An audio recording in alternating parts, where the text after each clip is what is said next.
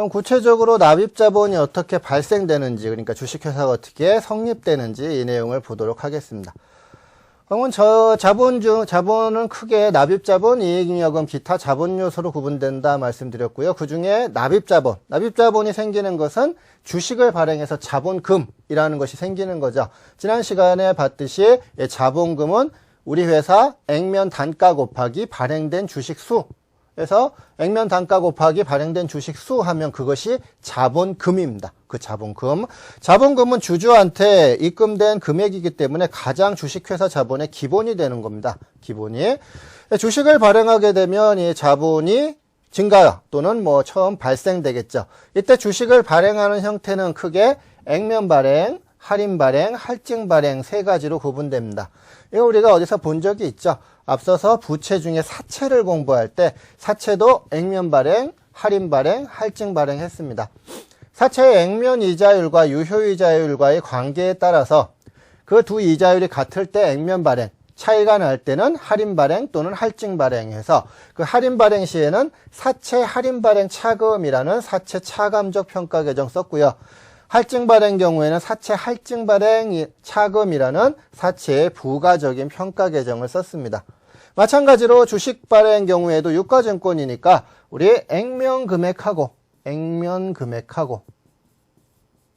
실제 발행되는 발행 금액하고 관계에 따라서 우리가 세 가지로 구분이 되겠습니다.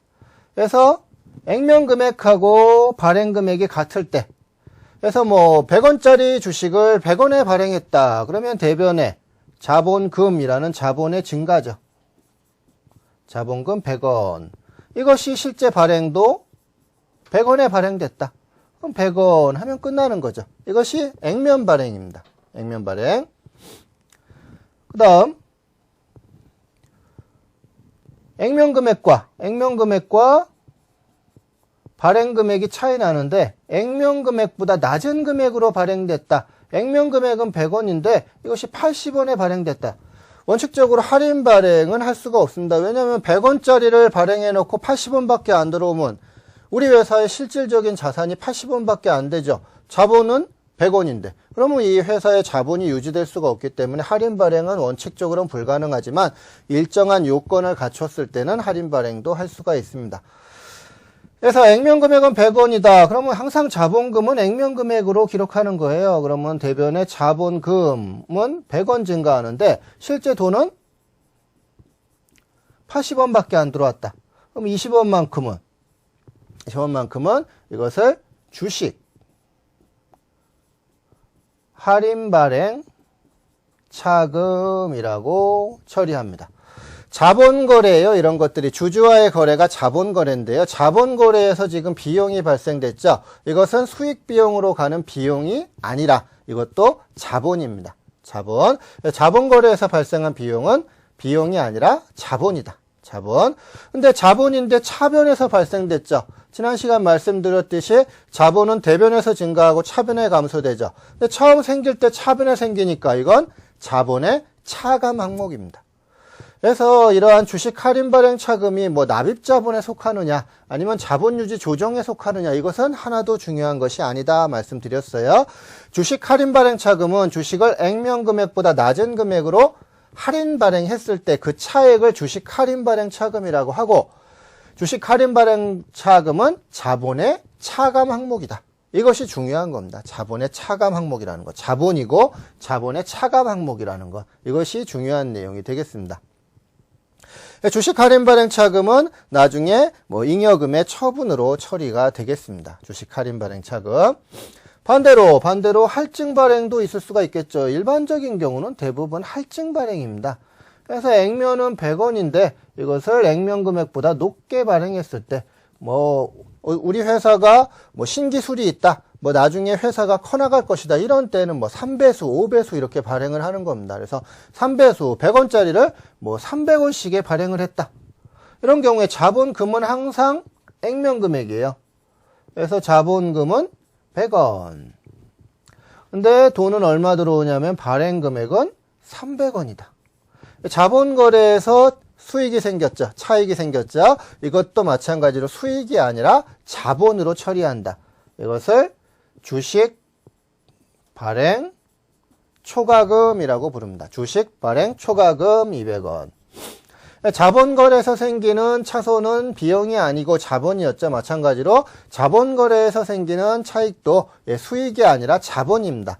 대변에서 발생됐으니까 자본의 가산 항목이죠. 주식 발행 초과금은 주식을 액면금액보다 높게 할증 발행했을 때 그 차익을 주식 발행 초과금이라고 부르고요. 자본의 가산 항목이다. 이것이 중요한 내용이 되겠습니다. 주식의 가산 항목. 이런 경우에 뭐 신주 발행비가 생겼다, 신주를 발행한다 하고 뭐 신문에 광고를 내고 뭐 주권을 인쇄하고 이런 재비용들, 신주 발행과 직접적인 비용들, 이것이 이제 신주 발행비가 되겠죠.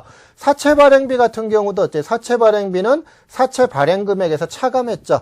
마찬가지로 신주 발행비도 그 주식 발행 금액에서 차감합니다. 그래서 지금 100원짜리를 300원에 발행하고 주식 발행비가 40원 발생됐다. 대변에 현금 40원이 나갔어요.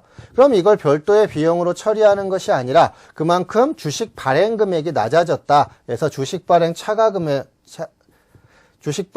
초과금에서 그만큼 감소를 시켜줘서 회계 처리를 해야 되는 겁니다. 그래서 신주 발행비는 주식의 발행 금액에서 차감합니다. 그래서 주식 발행 초과금이 있다면 주식 발행 초과금에서 그만큼 차감을 해야 되겠고요. 주식 할인 발행 차금이 있다면 그만큼 주식 할인 발행 차금이 늘어나겠죠. 주식 할인 발행 차금의 가산이 되겠습니다. 지금처럼 원래 주식을 발행하면 돈이 들어와야죠. 이게 유상증자입니다. 유상증자인 동시에 이제 금전 출자인데요. 금전 출자. 금전 이외에 부동산 같은 걸로 출자를 할 수도 있어요. 뭐 토지 같은 걸로 출자를 할 수도 있습니다. 이것도 일정한 요건이 있어야 되는데 이러한 것들을 현물 출자라고 부릅니다. 그래서 뭐 돈이 300원 들어왔으면 300원이 주식 발행 금액인데 뭐 토지를 대신 출자했다. 이런 때에는 우리가 이 토지를 평가해야 되겠죠. 뒤에 이제 유형자산 편에서, 앞에 유형자산 편에서 잠깐 봤듯이 우리가 이 현물 출자 시에 이 유형자산의 취득원가는 우리가 교부한 주식의 공정가치하고 취득한 유형자산의 공정가치 둘 중에 명확한 것으로 합니다. 그래서 이게 뭐, 예를 들어, 뭐, 발행의 주식의 공정가치, 그 다음에 토지의 공정가치 둘 중에 명확한 것이 400원이다. 그러면 400원이 공정가치가 되는 거죠. 이 토지의 유형자산의 취득원가가 되는 거고요. 400원에서 뭐 주식 발행비 40원 뺐다 그러면 360원이 발행금액이 되는 겁니다. 그래서 260원이 주식 발행 초과금이 되겠죠. 그래서 현물 출자 시에 우리가 주식의 발행 회계 처리고요. 일단 발생된 자본금은 증가할 수도 있고 감소할 수도 있습니다. 그래서 자본금이 증가되는 것이 증자, 감소되는 것이 감자인데요. 증자는 우리가 앞서서 봤던 주식의 증자하고 똑같습니다. 주식의 발행하고 똑같아요. 그래서 주식이 발행했을 때 자본금이 이제 추가로 증가되겠죠. 그때 그 차익을 앞서 봤듯이 주식 할인 발행 차금이나 주식 발행 초과금으로 처리하면 되겠고요. 증자하는 경우엔 유상증자와 무상증자로 구분되는데요. 유상증자 경우에는 대변의 자본금, 액면금액 100원만큼 뭐 차변의 현금, 예금, 뭐 부동산, 토지 이렇게 실질적으로 자산이 유입되는 증자, 이것이 유상증자가 되겠습니다. 유상증자. 근데 우리 회사의 각종 잉여금들이 남으면 그 잉여금을 가지고서 증자를 할 수도